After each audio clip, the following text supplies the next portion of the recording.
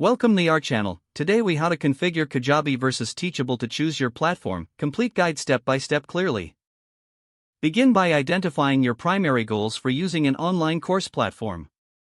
Consider the type of content you want to create and how you wish to deliver it. Determine whether you need advanced marketing tools or a simple course delivery system. Visit Kajabi's official website and explore its features thoroughly. Look for its comprehensive marketing tools, which include email campaigns and sales funnels. Take note of Kajabi's focus on membership sites and recurring revenue options. Next, navigate over to Teachable's official page. Examine its straightforward course creation process and user-friendly interface.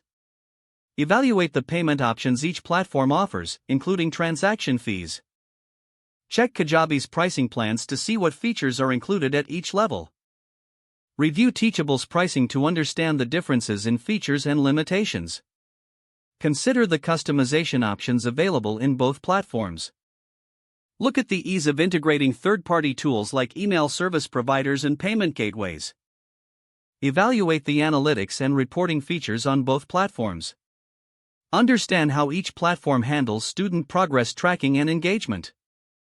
Delve into customer support options available with Kajabi and Teachable. Evaluate user reviews and testimonials to get a sense of strengths and weaknesses. Make a checklist of essential features based on your specific needs. Compare how each platform meets those needs side by side. Run a test with both platforms, if possible, to get hands-on experience. Determine which platform aligns better with your budget. Reflect on your long-term goals and growth plans for your online course business. Take your time to make a well-informed decision that will support your objectives. Remember, choosing the right platform can significantly impact your success in online education.